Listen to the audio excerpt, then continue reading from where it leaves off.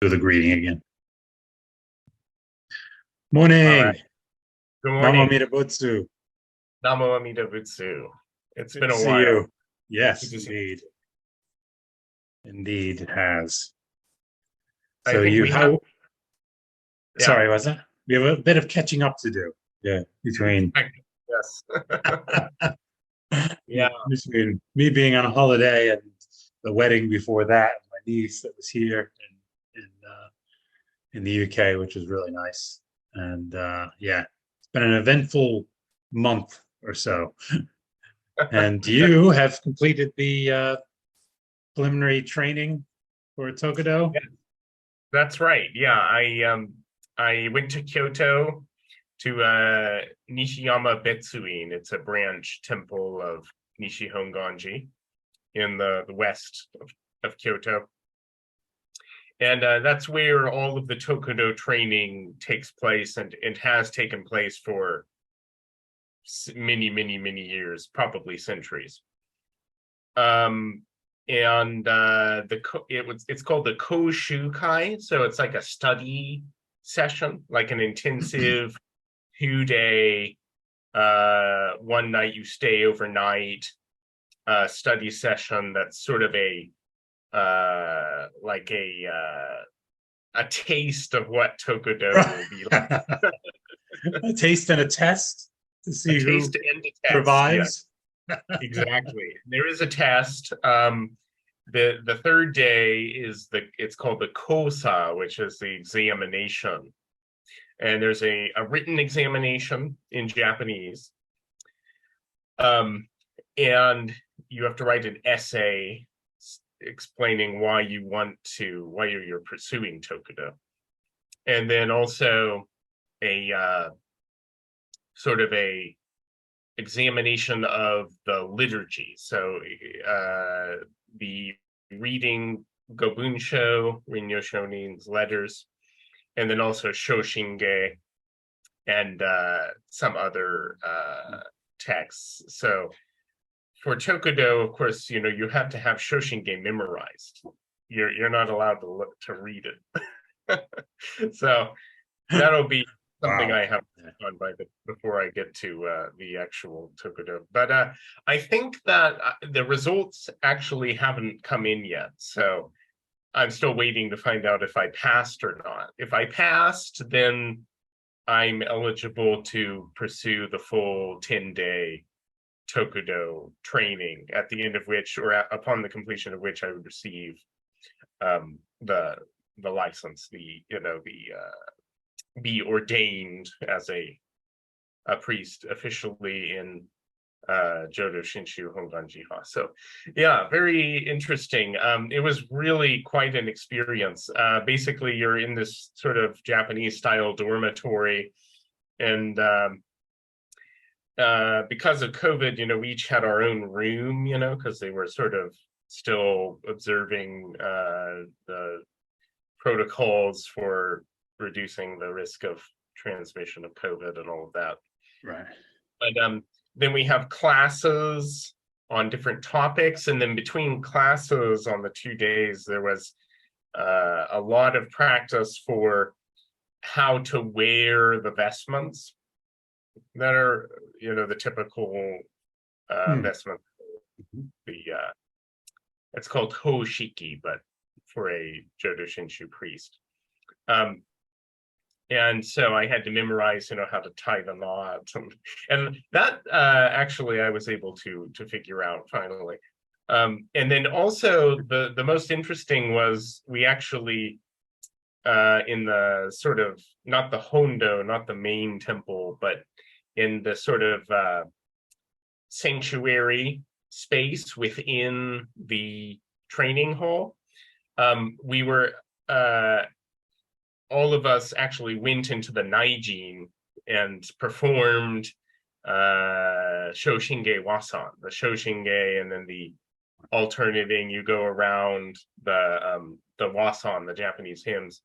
And I was the Cho Shonin, which means I actually was the one who had to ring the bell and like lead the entire Oh, the my entire goodness. Oh, wow. Fantastic. no pressure, No, no but pressure. no, no, not at all. So that was quite the experience. And Wow. unfortunately, you do have to sit in seiza, which is you sit on with your legs folded. Yeah. Not Yeah. not cross-legged, but Yeah, with in the your kneeling. under. Yeah. Yeah. Yeah. Feet under. Yeah. And my legs were starting to give out by the time it was Even you, the gaijin who is complimented on their ability yeah. to stay and Well, say that. Even you were I mean, that's pretty that's pretty they must have been there a while. yeah, it's I think my ability to do seiza has probably not improved in the years since I was in Kyoto last, but yeah, it was an amazing experience. In retrospect, at first I had, as I always do, this feeling of like, oh my goodness, what am I doing? What am I doing here? But then in retrospect, it was like, wow, that was, I can only imagine what the full 10 days must be like, really change you in a lot of ways for the better. And they confiscate your phone at the beginning and then don't give it back to you until the very end. So you're That's cut very off good the from the outside. outside world. Fantastic. Yeah. Yeah. It's intense. I mean that for a preliminary kind of preparation and test, that's pretty comprehensive and extensive, including to make sure you can dress yourself. I mean, Yeah. it's Yeah. that is pretty I mean everything you mentioned, that's quite a bit for a preliminary Yeah. preparation. So I can only imagine that Tokudo lives up to the intensity that you get the impression when you hear people talk about it or mention it. They don't really go into deep detail, but they've been through Tokudo. They have that. There's a sort of, I don't know, a kind of a sigh in their voice or I never want to do that again type of. But at the same time, it was one of the most wonderful things they ever did. It's like this simultaneously they have that was, I don't want to do that again, but it was one of the greatest things I've ever done in my life type of thing. Yeah. Anyways, there's kind of two Tokudo. There's the Japanese Tokudo, and then there's the Tokudo for foreigners, which I've heard is kind of a softball. of course, for obvious reasons. We don't want to hurt these guys too much. Yeah, exactly. I'm going to be participating in the Tokudo for Japanese, so no softball for me. Well, you can handle it. You live there. You are very much a part of the culture. You can handle it. I hope so. But yeah, amazing experience. Again, you're always reminded and brought back to the core important things about our tradition, which is Shoshinge and just all of the teaching that is contained in that. And then, of course, the letters of Rinyo. And it is really, really something to actually have your phone taken away from you and be made to focus and, just immerse yourself in the Dharma. The Dharma, in the ocean of the vow. Exactly. Yeah, is in the ocean of the Dharma. Such a rare experience. Yeah. And just no social media, no nothing. Oh, I'm gonna tweet this later, none of that. Nope. You just it's just you and Shinron and Amida and your fellow practitioners and the Dharma. Yeah. So a lot of your ego is already being, jettisoned at that point. Exactly. It's kind of similar to the process of becoming a bamboo. you know, of realizing you're a bamboo. Similar process, I think, involved And if you there. don't realize you're a bamboo when you enter the training hall, then you are quickly and repeatedly reminded of that, that fact. Excellent, excellent. Oh. I expect, especially in the Japanese version of Tokudo, that's even more the case. Yeah. Also, the meals are very simple. You know, very. Mm. You always say, you know, itadakimasu and gochitosama deshita before and after every meal, and you eat the meal in silence with fellow practitioners, and you're supposed to be reflecting on, you know, receiving this meal that is sustaining me, and then the indebtedness that I have towards not just what is what is in the meal, but the person who made the meal and everything. You know, it's like this, like we talk in Buddhism about, you know, the interdependence and of everything, you know. So it's quite the experience, and it was really hot. So fortunately, conditioning, but yeah, Kyoto in summer is no joke. It must be even I hotter. I can't even imagine it, but yeah. Well, when is the big? Do you know yet when the big date is for your actual? No, it's not decided, and in fact, this year is completely well. This year and well into next year is full. Okay. So Okay. I am not quite sure if I'm going to be in Japan. I am thinking of actually returning to the US, so that might be happening next year. So I might end up having to actually fly back to okay. in Tokudo. I'm not entirely sure how that will all work out, but hopefully I'll be able to do it before I move back to the US. I'm thinking once I receive the actual result of the kosa or the examination, then I might you know, need to contact Honganji and inquire as to what sort of schedule they might have for next year. But yeah, it's not decided yet. Okay. Well, yeah. Well, thank you for the update. I'm glad to hear things are moving forward, at least in that sense. You've had the preparatory sort of occasion and testing and whatnot, and so yeah, I think everyone will be happy for the update once I eventually get this uploaded. So, but yeah, so it looks like you got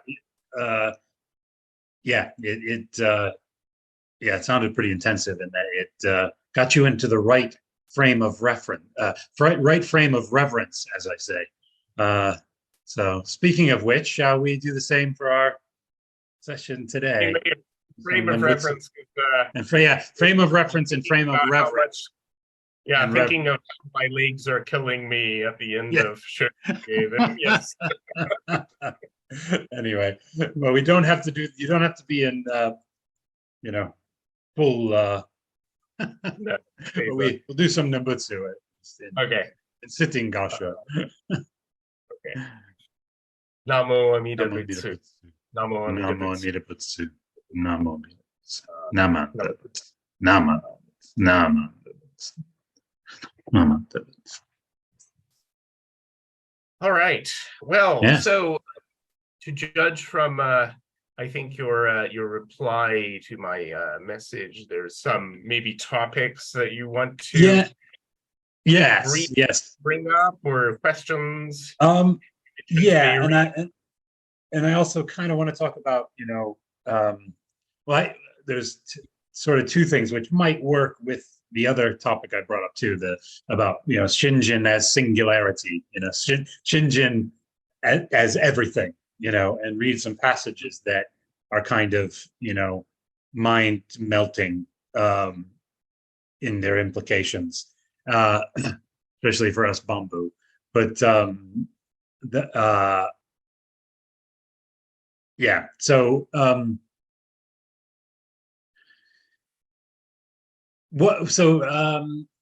not sure how we, if you wanted to read some passages first related to that we talked about, or do you want me to raise my sort of Why don't you, questions?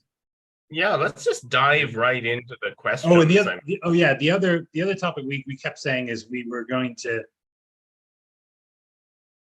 I don't know if we were going to talk about joy some more in this series at some point, but anyway, that's related to my question actually. That's actually, so I might as well, I'll bring this up actually. So because I think in our sessions we've kind of finally got to the point where I think I can articulate this fully now, what my actual issue is, like what it comes down to. And so the very core question that it comes down to, and this is being very, very honest, which I think you actually have to be if you're going to be doing Dharma dialogue, and not just peering over the fence, and speaking. If you're going to be speaking up, you have to be. So one of the core things is, it always comes back to that, the skeptical mind, skeptic, the cynical rationalist, some might call atheistic mindset. Um,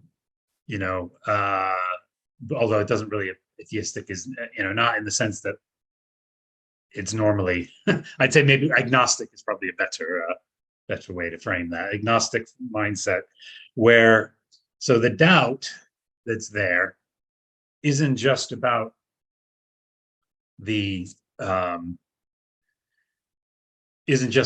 primal vow, isn't just about Amida Buddha, the Pure Land, Jodo Shinju teaching. It's the whole way back to, do I actually believe these teachings? And I think I've raised this before in other sessions, which is why we started to go into the Buddhist basics kind of series, which I want to continue with. But I just had these other things on mind, that I just thought would be enjoyable to discuss and explore, because they're important. They're very important in my sort of journey too. But as far as the that singularity aspect of Shinjin, and the Buddha mind and Buddhism, it's all of it in general. But so anyway, it goes back to that doubt is, do I really believe any of this? Do I really believe in this, or am I, do I really believe any of this? And or is it wishful thinking? Or is it wishful thinking? Exactly. Is it wishful thinking? Because I've pretty much examined all the other major kind of spiritual paths, we'll say, in general, from the Taoic, which holds more merit for me, to the sort of Abrahamic monotheistic, thing, which probably holds the least merit for me, in whatever form. And then, like I said, I've examined the Taoic, all in all its forms, and a lot of that actually has a lot of merit, because it's there's lots of similarities with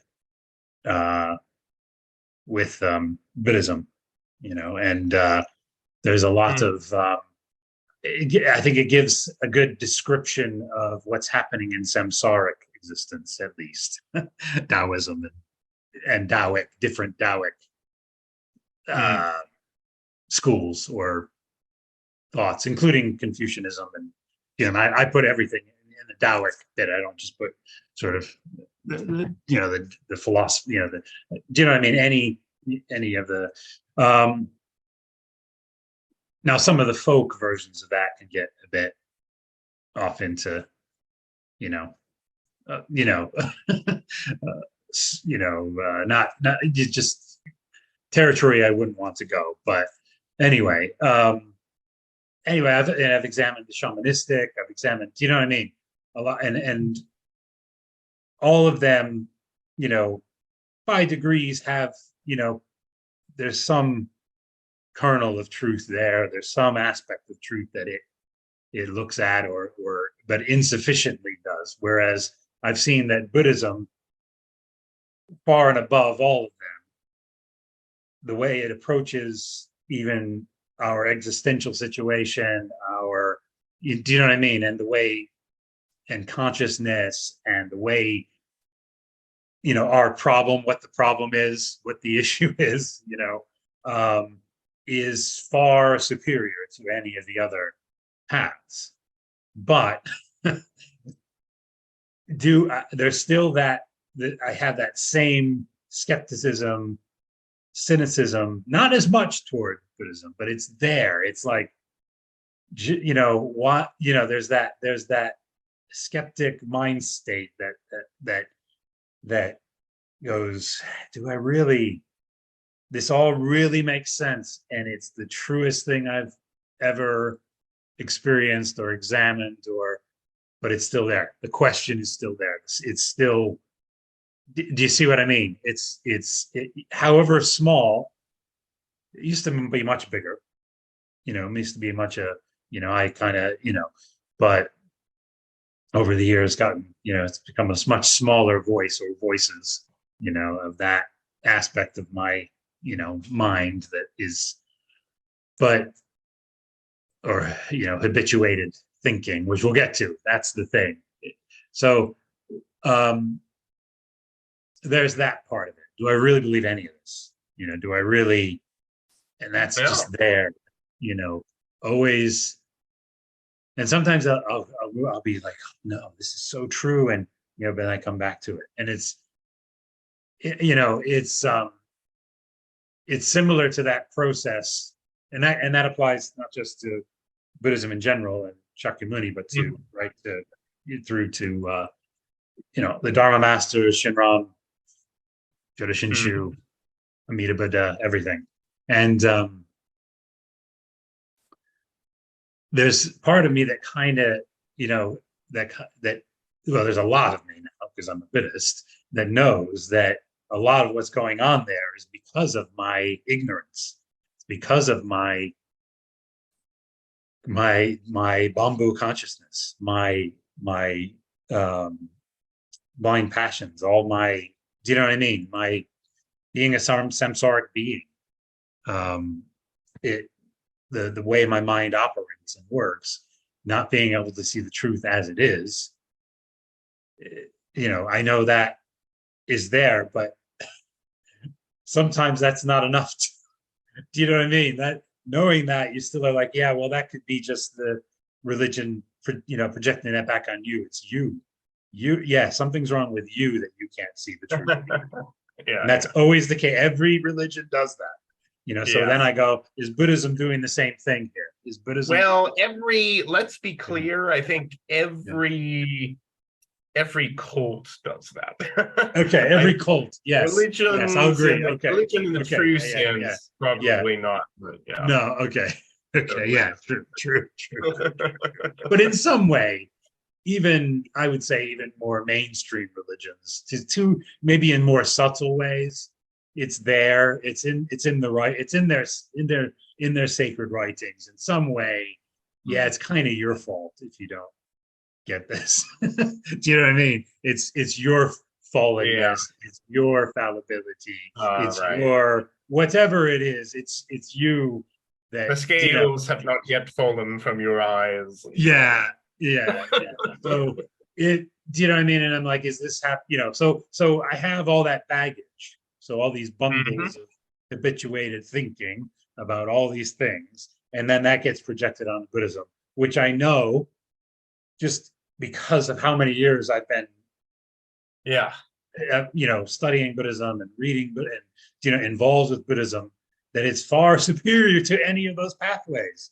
But it can't escape this, that question: do I really believe this? Is it adding anything? And I know the answer is it's adding a huge amount to the world and to myself.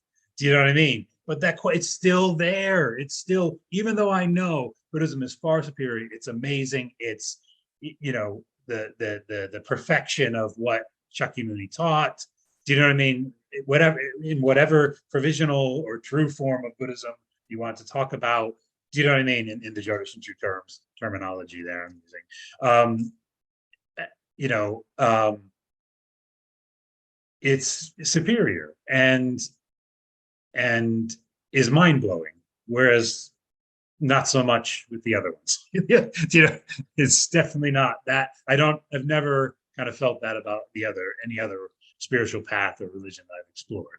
You know, I thought they were quite interesting. I thought there was, you know, some, you know, depth there, but nothing like Buddhism. But yet still, do you know what I mean? I have that question is there. So that's part of it. Well, And then it is a subjective, because religion is subjective, right? So it is a subjective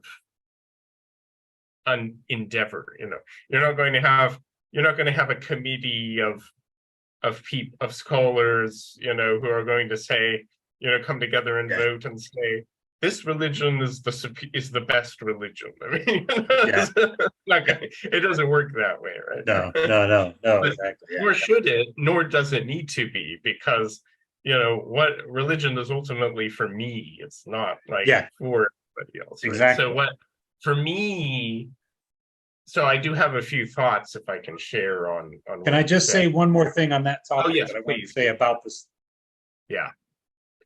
So I know that part of this. So you know, if I think in Buddhist terms about this, in the Buddhist framework about this, it's like I oscillate between kind of, you know, being in the ocean of the Dharma, if you like, to coming out of it and just with myself and my ego and I'm not connected to all, you know, I'm not an amalgamation of, do you know what I mean?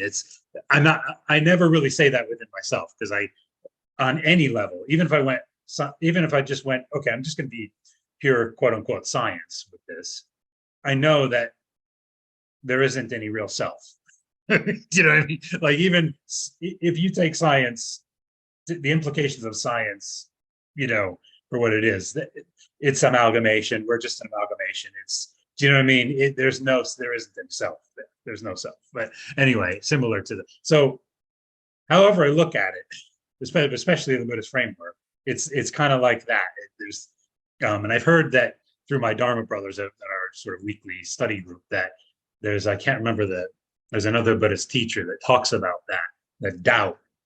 Where the doubt isn't necessarily the specific doubt that you have.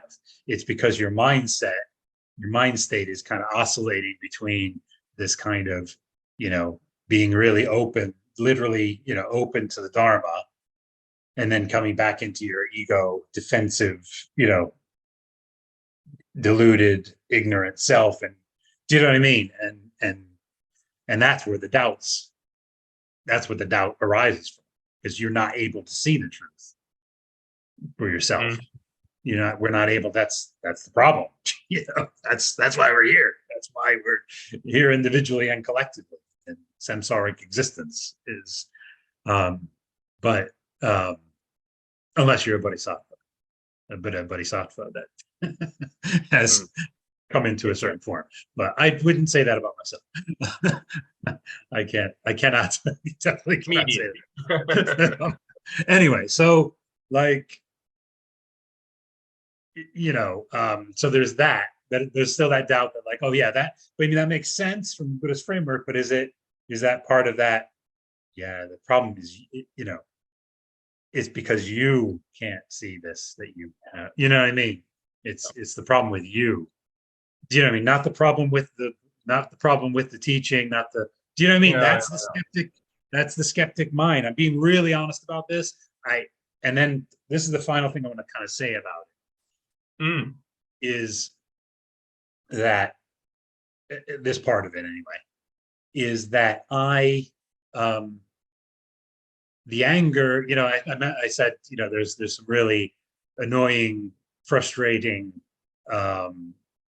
infuriating aspects of the teaching, of the Buddhist teaching and the Jodo Shinshu teaching, that sometimes, when I think about the Dharma or am focused on the Dharma or listening to the Dharma or reading it, studying, I get frustrated. I get that. I get like, oh, that, and it's that skeptic mind that's always there. It's, oh yeah, okay, that's, yeah.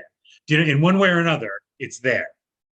In one way or another, it's there. And so part of that, in being infuriated and annoyed and frustrated, is at myself. Because in some I do know I am a bum. I do know, maybe not fully, because Shinjin hasn't settled yet, but I know I am an ignorant being.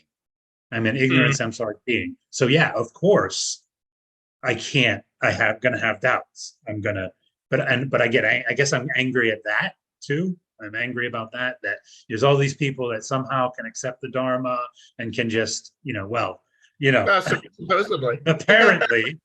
They say so, yeah, anyway. Yeah. Yeah. Apparently it seems. Apparently. Yeah. Starting like this, sound like the apparently kid. Apparently, anyway, so he's from near my hometown, by the way. Oh, really? You ever heard of the apparently kid? I have not. No. I think from the early noughties. I think it's from early or late noughties somewhere. This kid got interviewed, and he was on LN. Oh yes, I have. He's he's from the general area of the state that I'm from. Oh, really? But definitely not the town I'm from. It was a slightly different accent. He has a very slightly different accent than I did. Anyway, so yeah. So anyways, where were we? So yeah, apparently all these people that seem like they can accept the Dharma, and sometimes you can genuinely see. I think sometimes you can genuinely see where someone is, like there's people I would never question, even though I know they're a samsaric being and they're the Bambu like me, I would never question their sincerity. Right. Yeah, there's certainly people you can like Reverend, Aiken Kobai Sensei, for instance. Yeah. Like, yes, totally. You know what I mean? There's people that you just know. Certainly, yeah, and many others. I mean, and many others, many. So, and I would never even. I'm not trying to compare myself to him, but other people who are just lay practitioners like me, who are just ordinary people that have that. You can see that, like what do they call them in sort of traditional Japanese Buddhism? Is it Myokunin? In Japanese, in Kinshu, yeah, we say they're just ordinary people, but they just, do you know what I mean? They just are completely sincere and there, and anyway. So I just frustrated myself that I'm not one of them. that I can't be one of these people that doesn't have, that doesn't have these doubts, that doesn't have this damn skeptic mindset, and it makes me wish I had never gone there. Like in my life, I wish I'd never gone to that level of questioning and things. So, but then even that is kind of me saying, I'm not a Bambu. I'm not a samsaric being. If I'm getting angry at myself and frustrated myself and infuriated myself for having doubts, it's kind of like, well, are you not a samsaric being? Are you not a Where is the great compassion? So anyway, I was thinking of that. Kind of sums up some of it. There's another wing of that we might cover. Oh yeah, but I have a lot of thoughts. I think that's enough. I think that's quite enough of me. I think that's enough of me rattling on about myself. So. I was remembering a conversation we were having on Messenger, and I think you said something along the lines of, I'm very pessimistic and skeptical of the whole thing, and I replied, so am I. I think that was kind of a funny. I was just like, whoa, okay. And I mean, so is everybody. I mean, so are a lot of people. I think, someone who doesn't have a certain amount of skepticism or, to whatever degree, about, the supernatural or religion or what have you in our age, in the 21st century, is either pretending, or they're genuinely ignorant, or some third, they're lying to themselves. I mean, or they've got an agenda for they're making money on it. Yeah, exactly. On their positivity or something. They're making money on the power of positive thinking. Anyway. Yeah, exactly. So it's nothing to be ashamed of. It's just the reality of the world we live in, the age that we live in, the times, the conditions, the causes that bring people like you and me to be who and what we are right now. Well, and there's nothing, and I think there's, we have to start with sort of baby steps, kind of, we have to, first of all, the beginner's mind is very important. We have to have that beginner's mind. They talk about in Zen, right? But at the same time, we don't want to suspend our rational faculties. We want to continue to maintain, because a lot of, like what we mentioned about the cults, is they'll say, well, the problem is with you, you're just, you don't have enough faith. And they often will tell you, like, well, you just need to believe it. Well, we can't choose what we believe in not, it's not like in Alice in Wonderland, the Red Queen, tells Alice, like, I believe in 6 impossible things every morning before breakfast. Buddhism isn't Wonderland, it's not. Religion is an Alice in Wonderland. We're not called upon to believe things we don't have the capacity to believe in, right? That makes no sense whatsoever. That's kind of, and the Buddha never asked people to do that anyway. No. And when the Buddha, he never said to people, well, the problem is with you, my teaching is perfect and you have a big problem, so get out of my face. What did he do? How did the Buddha teach? He actually, oftentimes, when people would come from wherever, whether it was a monk in his own community, his own order, or whether it was some layperson, or whether it was a Brahmin, or whoever it was, they would come and they would ask the Buddha a question.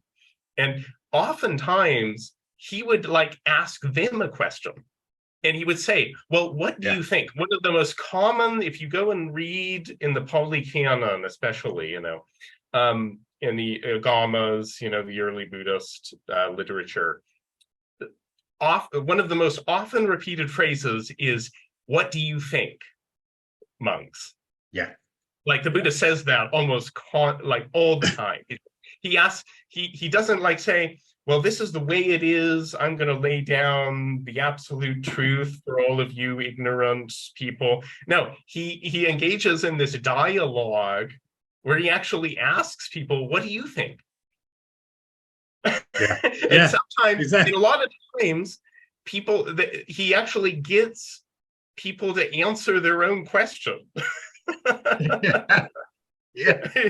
And that's the brilliance for me, because you can argue all day about what religion is superior to what other religion, right? And it goes nowhere, because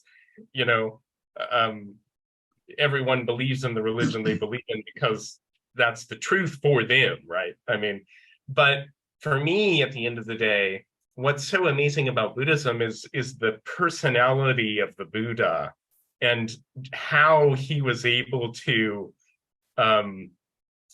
bring people to just sort of give people almost the tools and the medicine, if you will, to awaken. And that when I see how he does that, I think, wow, this guy really is awake. He's the Buddha. And it highlights the importance of Dharma dialogue, the wisdom of Dharma dialogue, because that's when I engage in it with you, with anyone, actually, over the years, when I've engaged in some form of Dharma dialogue, it changes your mind.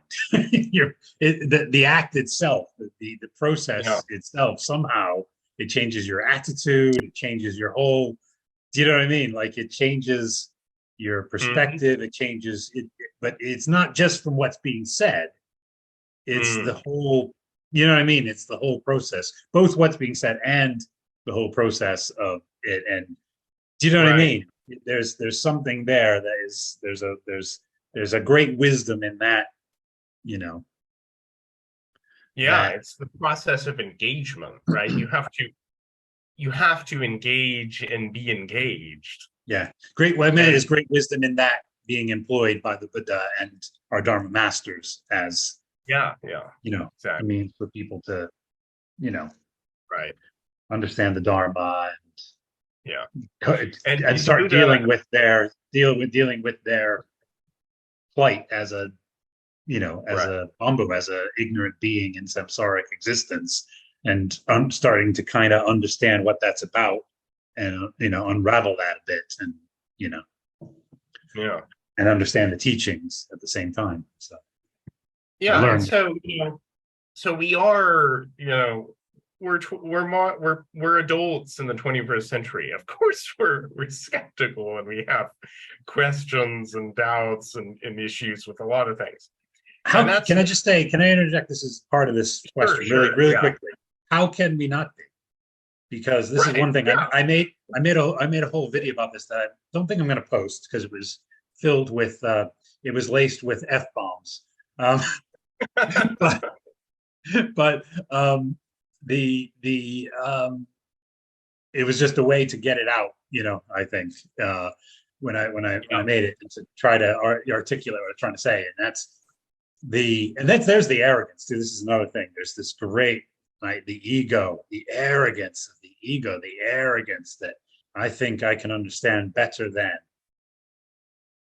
this greatest teacher of all time. Do you know what I mean? Like, oh yeah, I Yeah. somehow, you know. Anyway, and this collective, you know, Yeah. wisdom of thousands of, you know, of sutras and commentaries and teachings, and do you know what I mean? And that Shinran, the bar masters and Shinran have kind of, you know, refined, you know, and for us to, you know, as far as understanding the true teaching. Anyway, so there's that arrogance, but like in samsaric Mm. existence, how can we not? Is there anything in samsaric like when you get to the point where you start to realize, okay, this is bleaked. This existence is bleaked. Like when you finally get to that point where you're like, everything is, you know, is kind of brutalizing. Everything is, you know, people are lying just all the time with everything they do. Do you know what I mean? It's just the nature of samsaric existence, the suffering in it, the ignorance in it, we're just clueless, the depth of cluelessness that, do you know what I mean, that we just walk around in on a daily, Mhm. you know, and you just, you know, once you get to that point where you just start to see samsara for what it is, well, to whatever extent you can, given your ignorant being, you know, limitations, but you start to see some of that and you go, okay, how can you not have doubts about everything, anything that you experience? Like that's the point you get to, is like, why would I trust anything? You know, really, And why do doubts, I, doubt why would is I not, trust, you know, like yeah, in that, and then that goes to even the right. Dharma itself. You just, do you see what I mean? Can you take the word, Yeah. where can you take anyone or anything in this samsaric existence at its word? You know, Yeah. and Yeah. you And know, the so reason, anyway, I sorry, yeah. mean, having doubts and questions is not the problem. The problem is when we leave those doubts and questions unresolved and they fester in our minds and become obstacles because we become fixated Yeah. and we can't, it sort of blocks the flow of the Dharma. That's why it says the Buddha dispels the doubts of sentient beings. How does he do that? By addressing them, resolving them, and actually getting people to resolve them for themselves, Yeah. it Yes. so the having questions, I mean, in the Kalama Sutra, the oft quoted and I think sometimes misunderstood Kalama Sutra, the Buddha tells people, like what you were saying, well, how is it that I don't believe this even though so many people do, and it's taught by the greatest teacher? But the Buddha Shakyamuni actually says you shouldn't just believe it because of that. He says, don't believe in the teaching just because everybody says it's true, or just because it's written down in a sacred book, or just because some teacher told you it's true.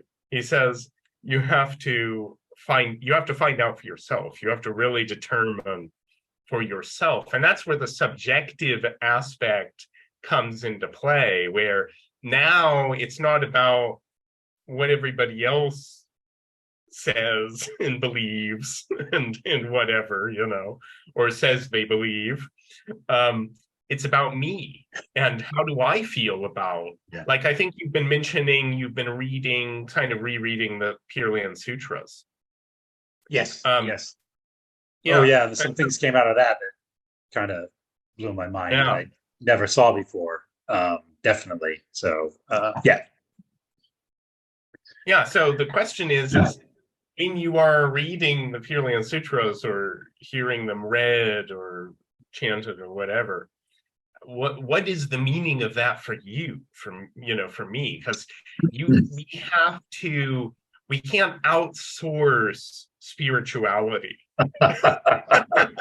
Although many there are who try.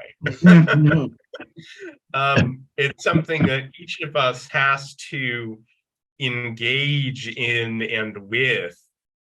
And it's not an all or nothing thing. It's not like you have to literally believe in that there's a mountain with successive rings of hell under a flat earth, or else you can't be a Buddhist.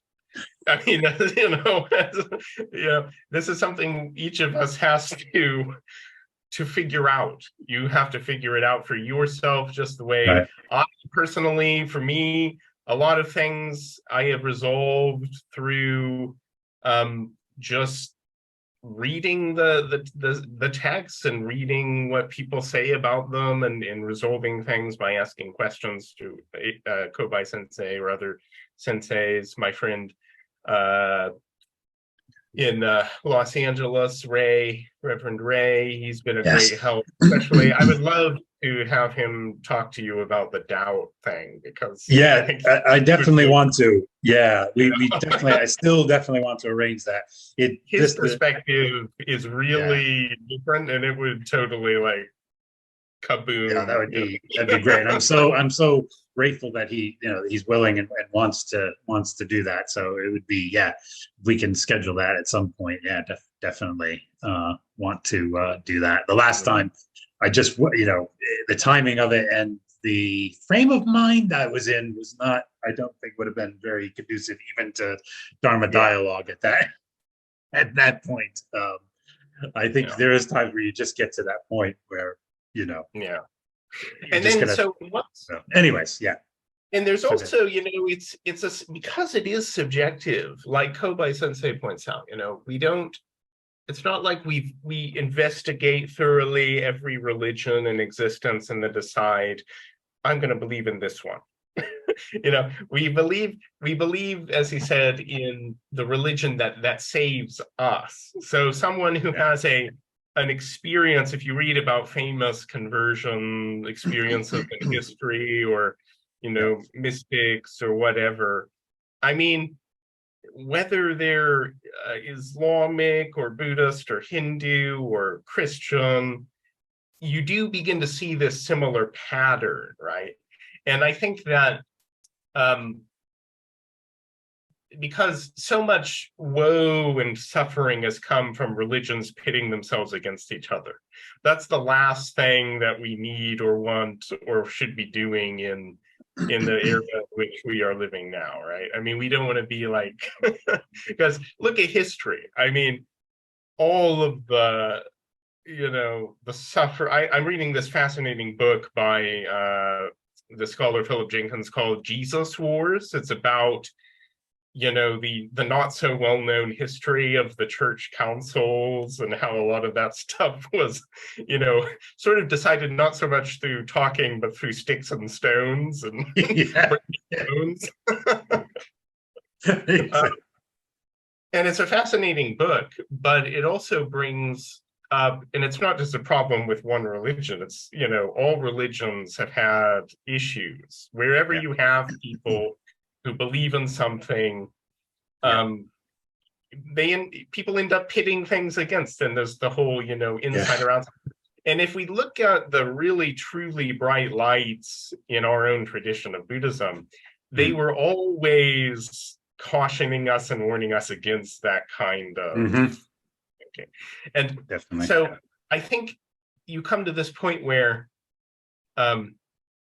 it's not so much it can't be objectively proven, right, that Buddhism is the most superior religion or whatever. I mean, you can never objectively prove that to anyone.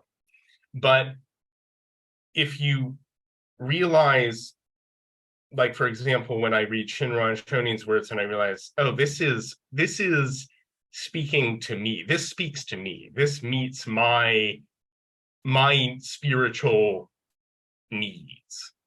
And so this, therefore, is the path for me. And you have that true, experience of, if you want to call it conversion or sort of turning of the mind, taking refuge in the vow. And I like how Reverend, I love this talk that, I think I mentioned it before, but Reverend Taitetsu, no? Maybe not Taitetsu, Demo, but anyway, Reverend Uno at Sacramento, I think the brother of Taitetsu, the author who wrote River of Fire, River of Water, and other Shin Buddhist books. But anyway, he has a brother, and who's also an ordained, minister in the BCA. But anyway, he gave a talk at Sacramento Buddhist Church, and he said, there's a lot of religions in the world, and they're all great.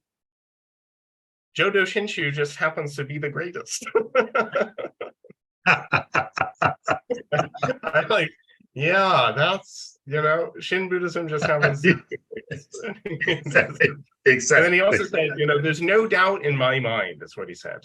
There's no doubt. And he could say that. And he wasn't saying that as like, I have no doubt. He wasn't like, No. He wasn't like he wasn't like trying to establish something. He was just simply saying the fact that he has no doubt about it's just that. a fact, yeah. and that's part of Shinjin settling, isn't it? That's part of. But anyway, yeah. Go ahead. Sorry, go ahead. Yeah, and it ties right into that. And I know what he means. I know what it is to just sort of to have this. To know that Shinran Shonin's teaching and, Shin Buddhism is the path for me. And yes, as you said, that does tie into, I think, Shinjin and Tao. But, is it that we never have questions? We never have, I don't think so. I mean, I think we have Oh, yeah. I think you'd still have questions about the teaching or how it all works or, you know what I mean, or samsaric existence or whatever. But I think the impression I get from the teachings, my understanding of the teachings is that there's no doubt about your birth. There's no doubt about Amida Buddha's vow. Exactly. There's no doubt about Pure Land. There's no doubt about Buddhism itself. There's no, do you see what I mean? Because you have the sincere mind, you have the mind of the Buddha then, even though you're still a bamboo. You still have the bamboo. Yeah. You're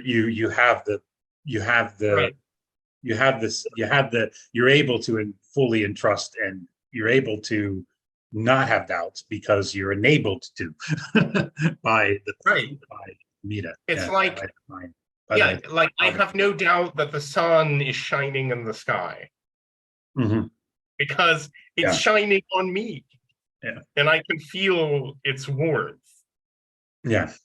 So, and I want to, this is part of the frustration is I Yeah, yeah. so badly want to To feel get the to be at that point of settled Chinjin where you just, I feel like I've been wrestling with all this a long time, and I feel like I'm probably the worst wrestler, the worst judo, uh, in a symbolic sense. I've never taken judo. I've taken martial arts, but not judo. I've done throws in the school that I've been part of. We did throws in the old time, but I've never done judo. But anyway, so let's just use that as I feel like I'm the worst judo practitioner in the world symbolically with wrestling with this for so long, because either I get into the ring with it and my own bamboo ignorant mind slams me to the mat, or samsara itself does that, or I get into dharma dialogue and the dharma does that in a much more positive, Either way, you're going down. more like aikido kind of way. It's more aikido with the dharma than judo. Yeah. I'd say. Yeah, it's more of an aikido. But I'd be, if I were a wrestler, or in this sense, I'd be the worst in the world, because I always, it's always I get in the ring, okay, it's like Street Fighter, okay, and then finish him, and one way or the other, I lose. I prefer it when I lose to the Dharma. I prefer it when my ego mind, when my loses to the Dharma. But I keep going in there. I just keep going back. Why? It's like what's his name? As the in the Matrix, Agent Smith, when he becomes this, he becomes what he does in the later movie, in the other movie, in the sequels, and there's multiple aspects of the ego. You know what I mean? That just it's great symbolism. It's great symbolism. But and he's saying to Neo, he's like, you never stop. You never. Why do you persist? Why do you not? Do you know what I mean? He just never gives up. He just never. Now, I don't equate myself to Neo by any means, that I'm some kind of, but I'm just saying this, I just I don't ever stop. I don't ever give up. But the worst in this sense, symbolically, I'm the worst judo fighter ever in the, it's beautiful because I lose every time, one way or the other. As I say, I prefer to lose to the Dharma. I prefer the Dharma dialogue loss. I prefer the, Dharma listening version of losing to it. But anyway, so. Well, and I like that quote by Ziken Inagaki Sensei, the late Ziken Inagaki Sensei. He says, at the beneath or at the bottom of every of great doubt is great awakening. And I mean, that's kind of it's kind of a koan, but the reality is that I don't think there's like a one size fits all answer, because we're all different, and the Buddha never had a one size fits all answer. That's why we say there were 84,000 teachings, in the Buddha Dharma, because there are that many different types of people. I mean, and so now, of course, the Pure Land teaching is, one of those, and sort of apart from, even above and beyond those 84,000 provisional teachings. It's the one vehicle that everybody can get on, regardless of who they are or what they are, or where they are, so to speak, in their spiritual journey, I think. And I think for me too, personally, like, I always am helped by realizing, like, when I go to, for example, Nishiyama Betsuin was one part of this, but, and I realized that all of this is way bigger than me, and it's way bigger than the internet, and it's been going on for a lot longer than the internet. and and it doesn't need me to explain it or justify its existence. The vow is just vast. It's universal, and it's reaching me, here where I am in the 21st century with all my problems and issues and frustrations. It's reaching me and I'm hearing it. But when you keep in mind that it's just way bigger than, any of us, really, then I think you start to kind of have a little bit more confidence. Like you realize this isn't something that somebody dreamed up on Reddit, in the, this is the Dharma that's been actually, helping and saving people for centuries, millennia, in fact. I mean, Shandao was in the 600s in China. I mean, even way before Shinran Shubi. And of course, Shakyamuni was, 500 BCE or thereabouts. I mean, we're talking a long time ago. This, so the Dharma doesn't really need my approval, so to speak. Exactly. Yeah, and my arrogance is still there, apparently. That it thinks it does somehow. It needs the approval of my pathetic ego. But it is, it does. But this is where this comes in. Is you just alluded to something else that when it comes back to the rarity of the rarity of encountering a Buddha, the rarity of encountering the Dharma, the rarity of encountering the true teaching, that all that, and I have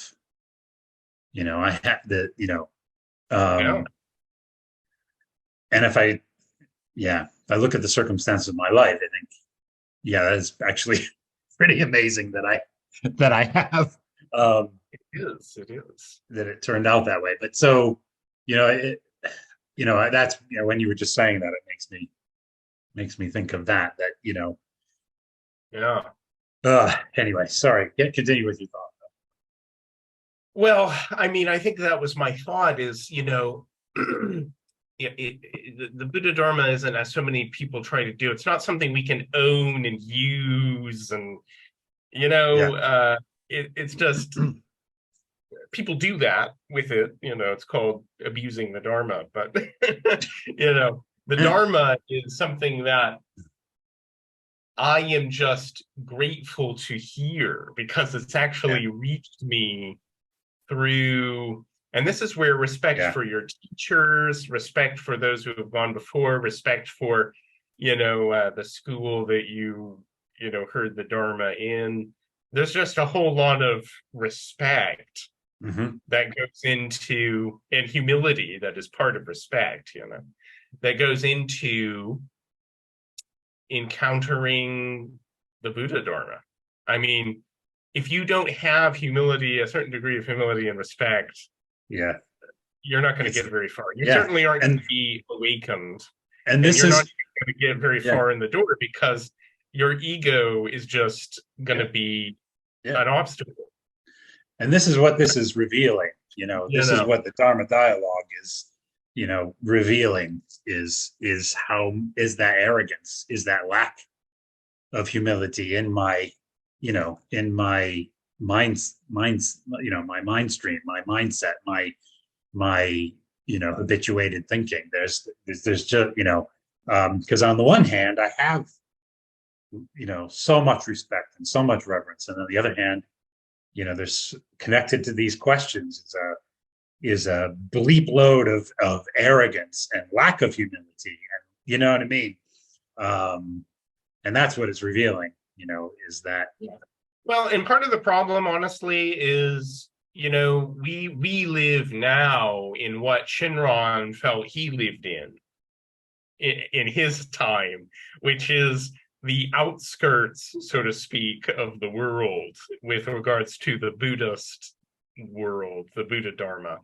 And oftentimes we in the West, or wherever you live, whatever you want to call it, the Europe, North America, Australia, oftentimes the answers that would really like resolve doubts and so on don't reach us because they're just not, because of language barriers, and people misunderstand things, and people who can't even understand Japanese are trying to explain the Dharma and so on and so forth. And so that's a huge issue as well, and it's a problem. I mean, I say it's a problem in the sense that it's a real problem that unfortunately just leads to a lot of people giving up and not bothering with Shin Buddhism. Yeah, that makes sense. That certainly is part of the experience for me, and lots of people as well. I think that's parts of the frustration around all that. But it's I always think of that term when we talk about the West, the Western world, the Western culture, Western civilization. I mean, it's all the things that were associated with that, I think, are gone. Yeah. You know what I mean? I don't. It's all I mean, broken down. And did it ever really have it in the first place? Kind of. Do you know what I mean? Did it ever really? Was it ever those ideals of the West, or the values of the Western world? Did we ever really have them? But it certainly has broken. You know what I mean? It's certainly not. Do you know what I mean? Well, I almost think when somebody says the West now, it doesn't mean anything to me. Like it once did, maybe when I was younger, or what have you. It's just we're Mappo, and so everything deteriorates, and I think including whatever it was that we thought that was is deteriorating or gone. But, and it makes no sense anyway, because some of the most democratic and free countries in the world, like Taiwan and Japan, are not in the West. So exactly. It's that other. Speaking of arrogance, it's that that Western arrogance, that these are these values are, what I mean. That's Western values that everyone else has emulated. I think that's very, give me a break. Give me a break. But, anyways, but it's just but that is so when we're I in do think like Reverend Ray's advice, when I asked him, I was asking because I said I have a friend who's really interested in, he's been sincerely engaging with Shin Buddhism, and he has a lot of questions, and my friend Reverend Ray said, well, I think that when people read the three Pure Land Sutras and then read the collected works of Shinran, I find that pretty much answers most questions that people have. It's just that nobody actually does that. No, true. And that's why I started to do that. His suggestion, your suggestion. That's why I started going through first the larger sutra, and I'm going to keep going. And I'll do the smaller sutra, and then I'll do the contemplation sutra, and then I still haven't gotten a hold of the collected works yet as a volume. There's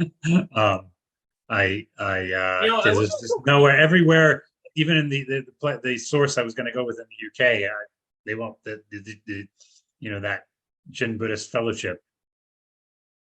I've emailed them, got nothing from them twice, and got nothing. So I don't even know. I wouldn't, what I mean? And the website for their ordering doesn't seem to work, or it's changed now, and you can't even find. Do you know what I mean? It's hard to find anything. So I could just buy a copy for you and ship it to you. I mean, no problem. Yeah, and I can reimburse. You that would be me very kind. Yeah, and just let me know how much it's going to be and everything. We can. Yeah, it's probably like, I don't know what it is in pounds. In pounds sterling, but Yeah. Um, yeah, it's like 50 USD plus whatever it is ship, which probably another 25 Okay. maybe. I don't Yeah, know. it's Takes to I mean ship the to ship. pound and the dollar now are closer than I think they've ever been in my lifetime. Oh, really? So yeah, the it's uh so anyway, so it might be, yeah. It's still there's still, there's still a bit of a gap, but because of, I think, with the whole world economy right now, it's just, yeah, that's changed. But anyway, yeah, so okay, well, we'll arrange that to do that because I do want Yeah, to. yeah. That might And be I don't think fast. I've ever done that. I've never read through every single sutra and every, of the three sutras and the entirety of the collected works. Yeah, I've jumped around and read Kyogo Shinsho, and do you know what I mean? Mhm. You know, um, in the same way, jumping Yeah. around. But Well, and in also all honesty, some of the groups that you and I were familiar with, um, to be honest, didn't really like read through, treat the text as coherent, as a coherent whole. It was more like pull things out to mm, mm, you know, pick, what's it called? Cherry picking? yeah, Is that what- yeah, exactly, At exactly. least in America, we have that expression, cherry picking. Yeah, yeah, exactly, exactly. Yeah. Um, I think with the idea of trying to make it easier or more accessible somehow, I think, to people. But there's all kinds of issues with that. And there Yeah, might be well, some arrogance in that too, that somehow they know better than the Dharma masters what people need to hear or what have you. But anyway, that's neither here nor there. I mean, that could be, I mean, part of the role of the teacher, the good teacher of the Dharma yeah. is to be able to, you know, do that with somebody. But Right. at the Oh, same yeah, time, absolutely. There's these nothing are wrong a with that. these teachings Yeah, are a coherent whole. The three Clear Line Sutras and the right. collected works are, So I'm going to continue on that study journey, deep listening journey. So, well, Great. yeah. So thanks very much. This has been a very discussion heavy. Uh, Yeah. we haven't read many of the speaking of the texts during this, but I think this is good, to lay the groundwork for another session of this, or part of maybe this will be more part of the series of the Buddhist basics, why, Mm, why sometimes you need to come back to that. mm. Yeah. And Yeah. maybe we could do a series on as I go through the three sutras and the collected works, maybe that could be a separate Oh, series wow. That'd as be a great. but yeah, anyway, so yeah, this has been very excellent. Again, I think I've got to another point of kind of honesty with this and a ability to articulate it, Yeah. and uh, yeah, just Yeah. realizing the And arrogance. and Yeah, remember what my friend Reverend Ray says to people when he does the interfaith talks at, like, groups where you have people like from all faith traditions and none at all, showing up to hear what Buddhism is all about. And he tells people, you are right right now, as you are, where you are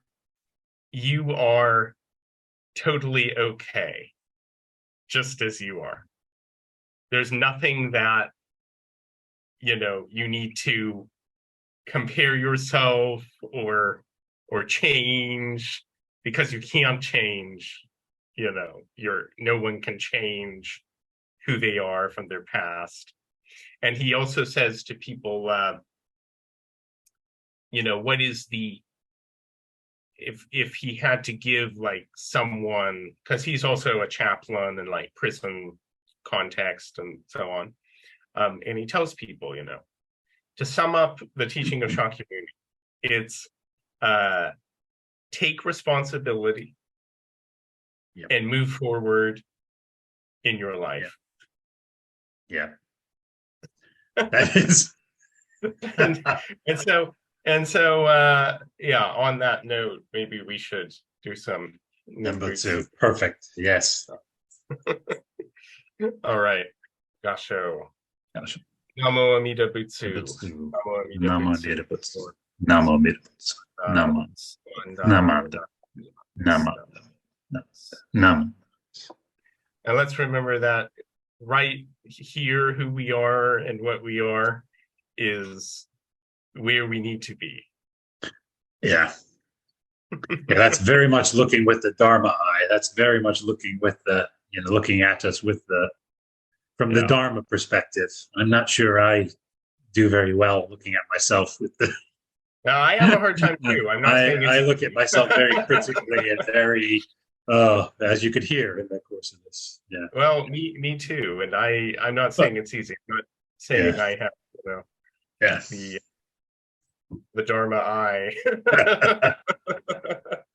But the great compassion, the light is shining on us. Yeah. Leading us. So I don't have to. It sees all Dharma nature. Myself, right? It sees all Dharma nature. It sees it's all Dharma nature. It sees us in our samsaric existence as nothing more than nirvana itself. But we can't see that, unfortunately. So, hence we're here. Anyways. Indeed. All right. Take care. All the best. Really good to be to speak with you again, see you, and to be Dharma dialoguing again. Absolutely. Let's definitely talk again and continue the discussion. We shall. All right. Take care. All the best. All right. Take care. Bye now. Have a good one. Bye.